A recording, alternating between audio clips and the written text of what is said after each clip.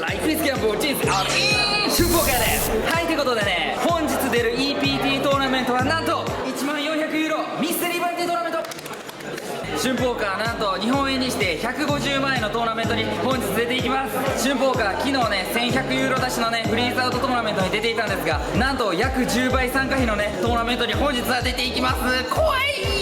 実はねこのミステリーバウンティートーナメントデイ1が昨日にあって、本日はデイ2ということになるんですけども、本来なら昨日から出たかったんですけども、フリーズアウトトーナメントに出てね結構いいところまで残っちゃったんで時間の都合上出れませんでした。ということでね、メンツ的にはねめちゃくちゃ辛いみたいです。なんですけども、春ポーカー今回のトーナメントで一ついいなと思ったのが、ミステリーバウンティートーナメントって基本的にインマネが確定した後にバウンティー発生することが多いんですけども、今回のトーナメントはねインマネよりも前にバウンティーがね発生するということで、そちらね夢のあるこのめくりのねチャンスがかなり増えるかなということでね、ちょっと一発ギャンブルしたろうということでね春ポーカー参加することを決めました。ということで春ポーカーインマネせずとも2000万円とか3000万円のチャンスがある切符手に入れました。お金払えば誰でもできますということで11400ユーロのミステリーバウンティートーナメントやっていくというわけで、日本円にして150万円出しの超高額参加費トーナメント始まりました。春ポーカー自身 BB スタートということで少しテンション下がっていましたが、このハンドが配られました。クイーン6スーツ BB からスターティングチップが10万点のこのトーナメントですが、現在ブラインドは1500、3000 BB アンティ3000にまで上がっています。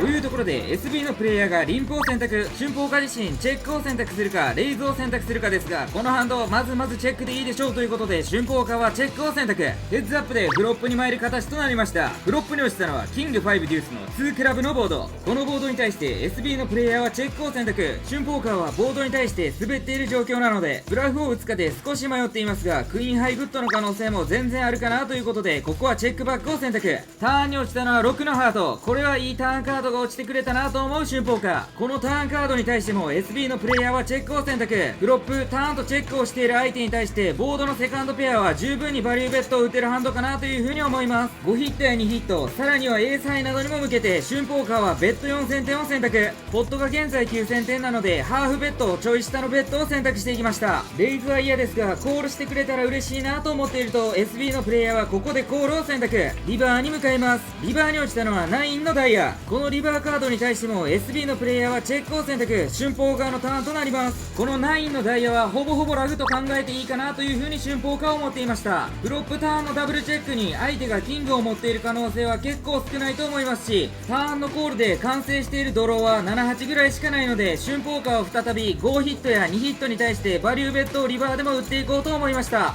新バリューベッドということで17000のポットに対して安めのベッド6500点を選択。 SB のプレイヤーはこのベッドに対してコールを選択。相手のハンドはまさかのキング10オフスーツ。いやーキングヒットそこまで潜るか。ハイローラートーナメントということもあるのか、いろいろなアクションが混ざってくるんだなと痛感しました。ですが春ポーカーのアクションも間違ってない。次で取り返せ春ポーカー。クイーン6以降全くハンドが入らず徐々にスタックを削られている状況でこのハンドエースジャックオフスーツ UTG から現在 13BB の春ポーカーどうする。全掛け全ツオールイン全ての海の親オールインギョー。このハンドでオールインするのは正直怖いけど 13BB でエースジャックオフスーツ、ここでいかんでどうする。ということで春ポーカーはオールイン65000点を選択。いいぞみんな降りろ、スチールでいい。150万円かかっとんねんと思っていたら、ここで BB のプレイヤーがコールを選択。ですが相手も同じくエースジャック。フロップはまさかそんなことあるわけないよな。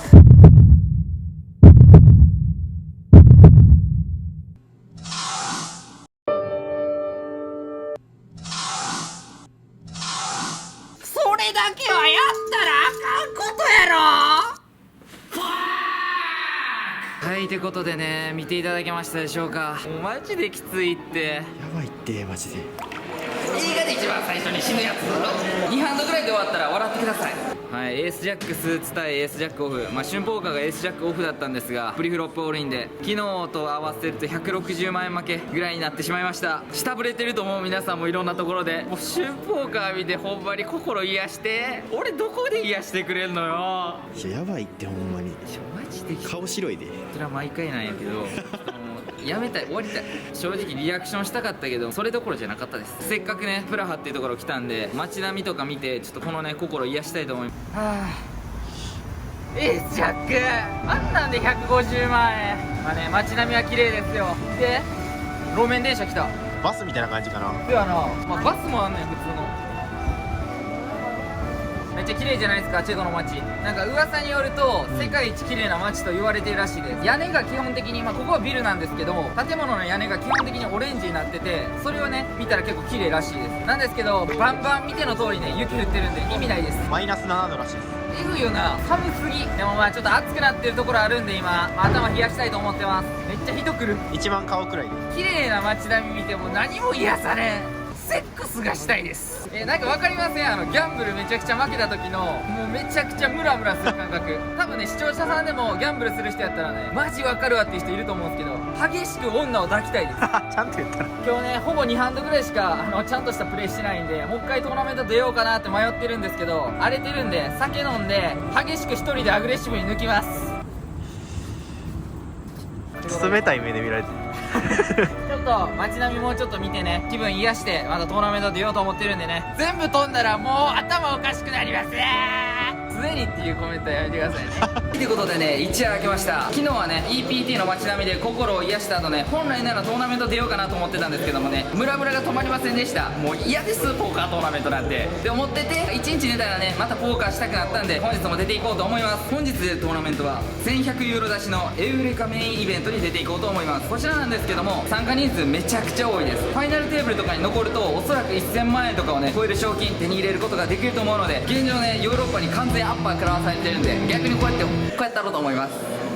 昨日の参加費と参加人数全然違うじゃないですか、はい、なんか戦い方とかどんな感じになってくるんですか？昨日の戦い方はもう割と実力関係ないというか運ゲーになりやすいところから入ってるから、 33BB とかから入ってるから、とにかく集中してミスをしないっていうプレーやってるんだけど、今回は Day1 から出るんでストラクチャーもね緩いということもありますし、 BB 数としても 100BB ぐらいから今スタートできるの。戦術としては相手につけ込むエクスプロイト戦略みたいな感じで結構ねチャレンジしていこうと思います。昨日鉄橋揃いやったん多分。さすがに今日はまだね Day1 なんで美味しいプレイヤー残ってると思うんで、実力が関係する前半の部分でしっかりとチップを増やして、後半はね運になってしまうんですけども、そこに耐えうるスタックをね早めに作っていけたらなっていうふうに思います。ということで本日も1100ユーロ出しのエウレカメインイベント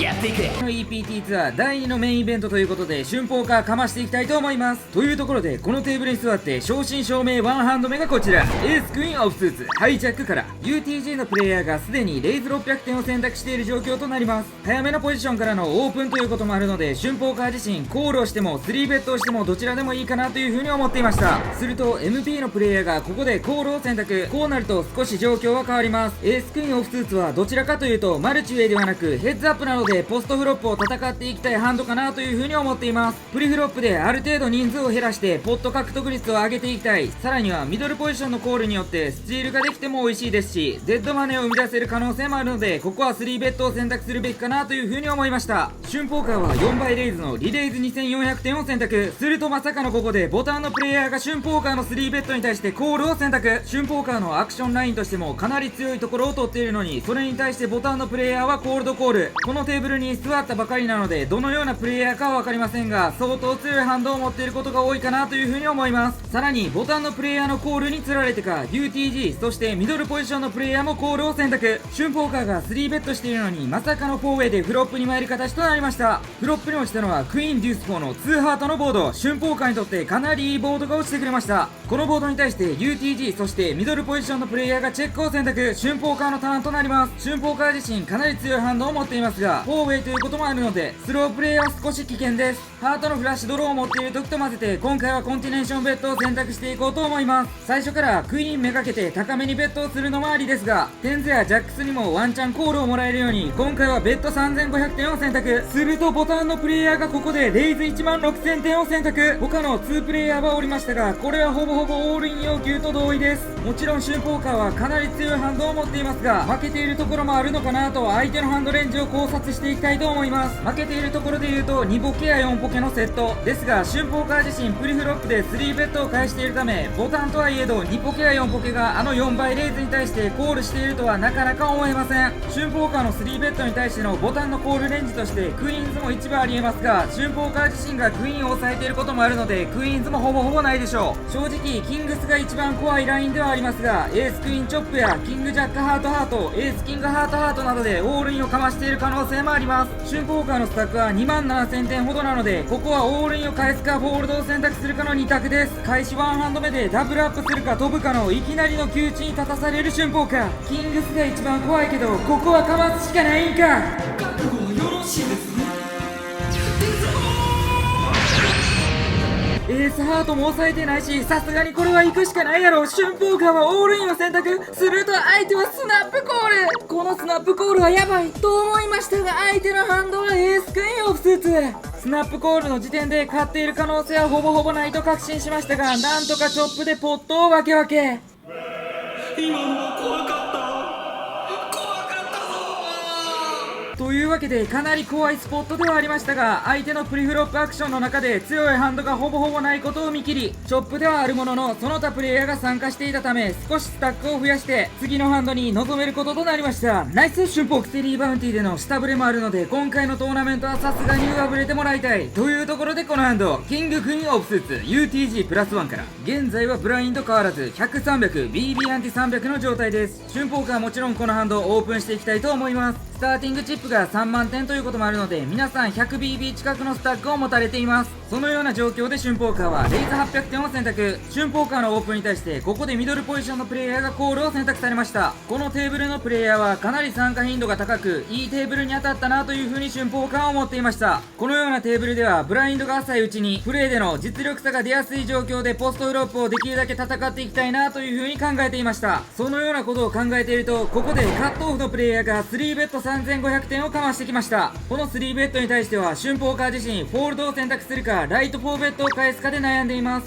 キングクイーンスーツならコールの選択肢も入ってきますが、キングクイーンオフスーツはコールに回すには少し弱いかなという風に思っています。このキングクイーンオフスーツはキングスやクイーンズ、さらにはエースキングをブロックしていますし、ライト4ベッドをするのに適しているハンドと言えます。さらにミドルポジションのプレイヤーが今回春ポーカーのオープンに対してコールしていることによって、ここで4ベッドに回すと基本的に降りてくれるのでデッドマネーも生まれる。状況としては悪くない。ここは一発かますか。三刀流トラッカリということで、春ポーカーはここで気合のライト4ベッド11500点を選択。まだトーナメント序盤ですが、2ハンド連続で生きるか死ぬかのアクションを行っています。この春ポーカーのライト4ベッドに対してミドルポジションのプレイヤーはフォールドを選択。予想通りデッドマネーができました。あとはカットオフのプレイヤーさえ降りてくれたら完璧なのですが、ここから長考に入られるので早送りにさせていただきます。ここで相手プレイヤーからオールインが飛んできてしまうと、さすがに降りないといけないなと思う春ポーカー、頼む降りてくれ。 YouTube 撮ってるからってこいつ頑張ってレイズしてきとんなみたいな考え方はやめてくれ。ここは一発相手をビビらせる。青色の歩き。頼む俺のライト4ベッドにビビってくれ。ハイジャックのプレイヤーということで、相手プレイヤーはここでフォールドを選択。トーナメント序盤から生きるか死ぬかのせめぎ合いをしている春ポーカーですが、優勝するには最初から攻めていくことが必要。ナイス春ポーカー。なんとここで重大なお知らせがあります。春ポーカーこの度ポーカーアパレルブランドを作りました。アパレル名はノーリミット。第1弾は T シャツ4パターン、シャツ4パターンの合計8パターンを用意しました。こんな感じで黒白2パターンある長袖シャツですけども、手を伸ばしていると隠れているんですけども、少し曲げるとノーリミットのポーカーチップロゴのねワッペンが出てきたり、こちらの T シャツは背面がこんな感じで最後の晩餐風のポーカーバージョンになっていたり、シンプルに見えてめちゃくちゃ可愛いデザインが揃っています。服に興味がある方はぜひ YouTube の概要欄からノーリミットを着て俺と一緒に人生駆け上がれ。というところでカメラの位置を少し変えまして、続いてのハンドに参ります。今回春ポーカーには BB から8ポケが入っている状況となります。現在ブラインド上がって200、500 BB アンティ500の状況です。というところでここでショートのミドルポジションのプレイヤーがオールイン6800点を選択。現在のブラインド的にも 13BB ほどのオールインです。他のディープのプレイヤーだったりが3ベットしない限りは確実にコールールを選択しないといけないようなこのハンド。春ポーカーここでコールを選択。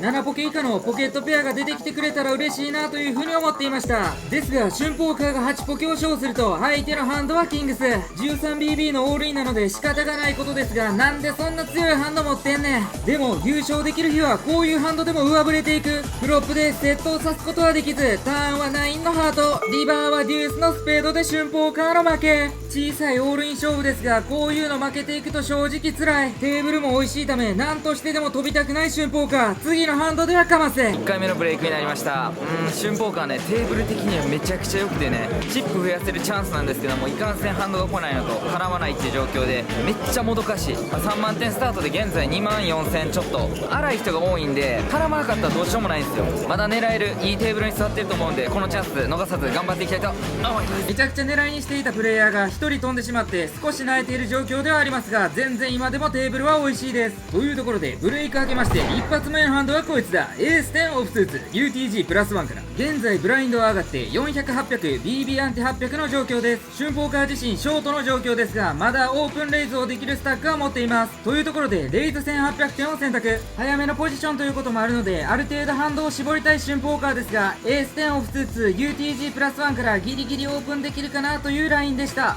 正直春ポーカーのスタック的にも3ベッドを返されてしまうとフォールドすることしかできないので、スチールもしくは BB ぐらいがディフェンスしてくれるぐらいがちょうどいいなというふうに思っていました。すると願いが通じたのか BB のプレイヤーがコールしてヘッズアップでフロップに参ります。フロップはエース10-7の2ダイヤ。春ポーカーにとってめちゃくちゃ嬉しいボードが落ちてくれました。このボードに対して BB のプレイヤーはチェックを選択。春ポーカーのターンとなります。春ポーカー自身ダイヤも抑えていないため、ここはスロープレイはせずにシンプルに CB を打っていきたいと思っています。エースハイボードということで幅広いハンドで3分の 1CB を打つことが多いので、今回は4800点のポットに対して安めのベッド1500点を選択。相手のペア系には全てコールしてもらえるようなベッドサイズを選んでいきました。すると BB のプレイヤーはこの CB に対してコールを選択。ターンに落ちたのはデュースのハート。完全なるラグが落ちました。このボードに対して BB のプレイヤーはどうするか。 BB のプレイヤーはここでチェックを選択。春ポーカー自身ターンでももちろんベッドを継続していこうと思っていますが、ここでベッドサイズをどうするか。エースなどに向けてポラライズした大きめのベッドを選択するのもいいですし、ポジションがいいということもあるので、あえてフラッシュドローなどのドロー系にもコールをさせるような安めのベッドもありだと思います。今回はそのドロー系もコールしたくなるような安めのベッドを選択することにしました。主にはフラッシュドローやストレートドロー、10ヒット、エースヒットなどにバリューを打っていきました。この春ポーカーのダブルバレルに対して BB のプレイヤーは再びコールを選択。リバーに向かいます。リバーに落ちたのは8のハート。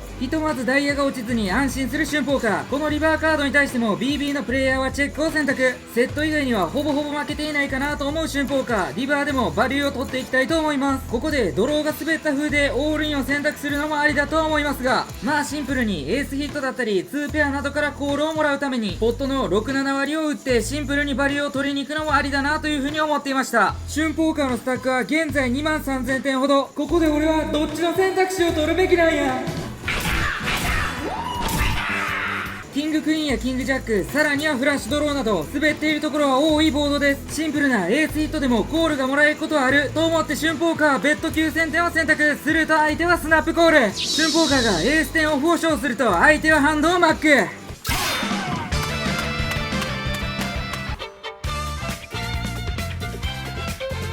ということでここまでハンドが絡まずショート気味だった春ポーカーですが、フロップで激アツのトップ2ペアを当て3発のバリューベットを決め込んだ。いいぞ、その調子でかましきれ春ポーカー。先ほどのエース10オフスーツでアベレージ以上にスタックを伸ばせた春ポーカー。続いてのハンドはこいつだ。36オフスーツ BB から。現在ブラインド変わらず400、800 BB アンテ800の状態です。というところで春ポーカーの左隣 UTG のプレイヤーがレイズ1600点を選択。早めのポジションからのオープンということもありますし、春ポーカー BB で36オフスーツ、誰かが入らない限りはディフェンスは厳しいかなという風に思っていました。ですがここでミドルポジション、そしてハイジャックのプレイヤーがコールを選択。ここまで人数が増えてしまえばオフスーツがありますが36でも一応参加できるかなっていう風に思っていました。トナメでは BB の時にハンドが絡むかがかなりなり重要になってくるので、ここら辺でバチ絡みしてほしいというところで SB のプレイヤーもコールを選択、春ポーカーもコールしました。というわけで 5A でフロップに参る形となりました。 5A ということもあるのでほぼほぼ素直にプレイすることがセオリーかなというふうには思いますが、ボード次第で冷静に対応していこうと思います。というところでフロップに落ちたのは激アツの632レインボーボード。春ポーカーはまさかの63オフスーツでトップ2ペアを完成させました。ドンクベットを打ってもいいんですが、マルチウェイへのドンクベットはさすがに警戒されそうというわけで SB のチェックに対して春ポーカーもチェック、オリジナルのプレイヤーがベットしてきてくれたら嬉しいなというふうに思っていました。もしも誰かがベットしたら上ポケめがけてチェックレイズもありだなと思う春ポーカー。すると春ポーカーの右隣 UTG のプレイヤーがベッド4300点を選択。このベッドは上ポケの可能性も十分にあると思ったのでチェックレイズを返そうかなとも思っていました。そんなことを思っていると、ここでミドルポジションのプレイヤーがオールイン6100点を選択。このミドルポジションのプレイヤーは春ポーカー自身も目をつけていたプレイヤーで、これまでのプレイでもかなり暴れていたので、どうせ大した反動を持っていないとは思っていました。ミドルポジションなどからオールインが入らなかった場合はシンプルに上ポケめがけてチェックレイズを返してやろうかなという風に思っていましたが、このミドルポジションのオールインに対してさらにレイズをしてしまうと強く見えすぎてしまうかなという風に春ポーカーは思いました。その理由としてミドルポジションのプレイヤーがすでにオールインしている状況があるので、ミドルポジションのプレイヤーが降りる可能性はないというところにあります。降りる可能性がない相手に対してレイズをかますということはブラフがないということです。そうなるとこの BB にめちゃくちゃ絡みやすいこのボードでレイズを返してしまうと上ポケもビビって降りてしまうんじゃないかなという風に思いました。ボードもある一定ドライなので春ポーカーはコールを選択すると UTG のプレイヤーもコールを選択されました。というわけで2アクティブ1オールインの状態でターンに向かうこととなりました。そしてターンに落ちたのは7のハート。春ポーカー自身4と5だけは落ちてほしくなかったので、このターンカードはいいカード。ターンでも春ポーカーはドンクベットをせず相手からのベットを待っていこうと思いました。ということで春ポーカーはチェックを選択。頼むからベットしてきてくれ。ここでターンチェックかまされて7とか2が被るんが一番だるいですが、相手はチップを取っているので何やらベットをしてくれそうです。というところで UTG のプレイヤーはここでベット9500点を選択。このベットに対して春ポーカーはもちろんレイズを返していこうと思っています。先ほども言った通りボードが被って上ポケに負けるのもきついですし、一応フラドロ面はあるボードになってくれたのでエクイティの確保も含めた上でここはチェックレイズを選んでいきます。相手プレイヤーは春ポーカーよりもディープで春ポーカー自身35000点ぐらいのスタックしかありませんでした。ここでレイズを返すならオールインが自然かなと思い春ポーカーはここでオールイン35000点を選択。この春ポーカーのオールインに対してきつそうな表情を浮かべる UTG のプレイヤー、相手は反動を見てここでフォールドを選択。ミドルポジションとヘッズアップでのオールイン勝負となりました。もともとミドルポジションのプレイヤーに関してはリスペクトがないのでどんな変なハンドが出てくるかなと思っていたら、相手のハンドは57クラブやばい、結構アウツある、頼むぞディーラー、変なの落とすなよ。リバーに落ちたのは9のダイヤ。ショーダウンした時は一瞬ヒヤリとしましたがなんとか抜けて春ポーカーの勝利。 BB で36オフスーツというめちゃくちゃ弱いハンドで約46000点のポットを獲得。これはマジで超絶上振れ、ナイス春ポーカー。先ほどのハンドでかなりディープになったところでこのハンドエースクイーンオフスーツ UTG プラス1から現在ブラインドは400、800、BB アンテ800の状況で春ポーカーはレイズ1800点を選択していきました。春ポーカーのオープンに対してミドルポジションのプレイヤーが悩まれるので早送りにさせていただいています。ミドルポジションのプレイヤーは少し悩んだ後にここでコールを選択。ミドルポジションのプレイヤーは3ベットするかを悩んでいたのか、逆にコールできるかギリギリのハンドを持っていて悩んでいたのか、そんなことを考えているとここでボタンのプレイヤーからかなりでかい3ベットリレイズ8000点が飛んできました。 SB そして BB のプレイヤーがフォールドされたので春ポーカーのターンとなります。ここで春ポーカーが取れる選択肢は3パターンあると思っていました。ボタンからの3ベットということもあるのでワンチャン98スーツなどのマージナルなハンドも含まれていると思います。そう考えると春ポーカーが持っているエースクイーンオフスーツはコールしてポストフロップを戦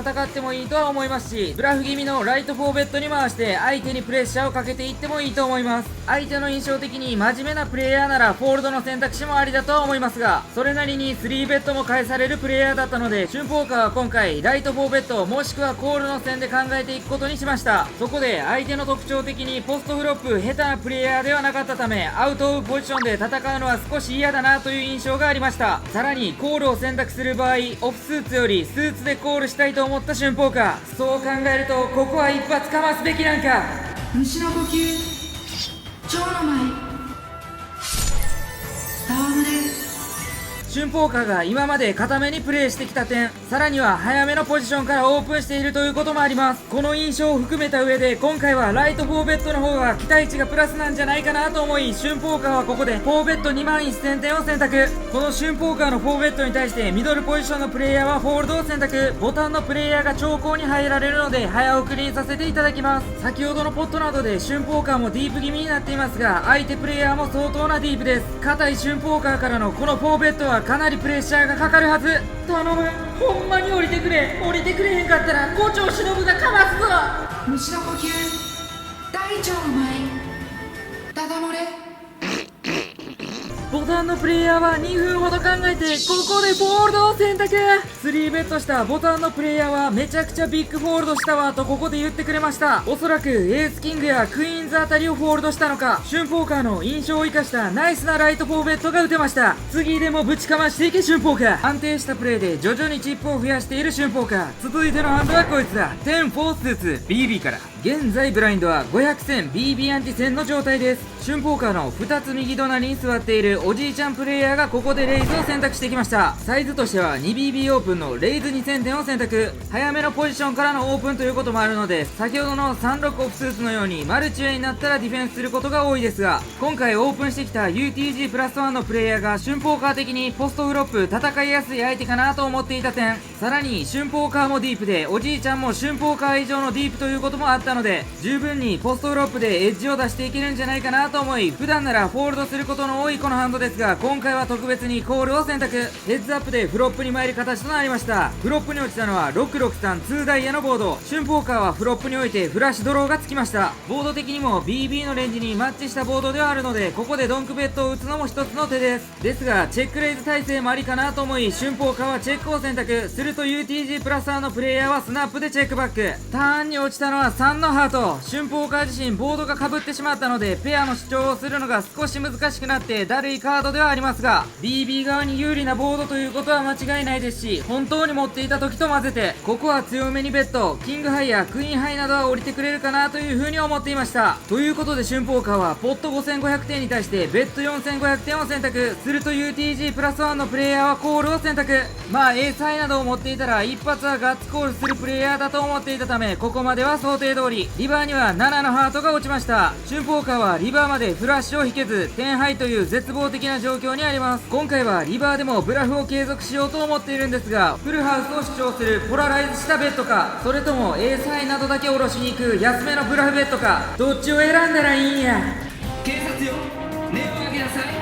相手がエース持ちで1回だけついてきてるパターンもある。今回はポラライズせずにエースハイのみを下ろすベッドを選択していこうと思いました。ポラライズした大きなベッドサイズを使わなかった理由として、ここで大きなベッドを使用した場合、春ポーカーにフルハウスがあるかないかの2択になってしまうため、むしろ相手がエースハイだった場合ブラフキャッチコールという選択肢を与えてしまうなと思ったためです。14500点というポットに対していかにもバリューそうな7500点というベッドを選択することによってエースハイのみを下ろしに行く作戦を取りました。まあポケットペアが出てきた場合それはしゃあないかなと思っている春ポーカー。すると UTG プラス1のプレイヤーはここでコールを選択。相手のハンドはまさかのエースハイ、そこ下ろせへんのか。あ、もしかして私が捕まっちゃう。ということでエースハイという春ポーカーの読みは的中していましたが、 UTG プラス1のナイスコールによって春ポーカーのブラフはキャッチされてしまいました。今回はコールされてしまいましたが、それなりに下ろせるプレイヤーは多いと思います。チップちょっと増えたからって調子乗んな春ポーちゃん。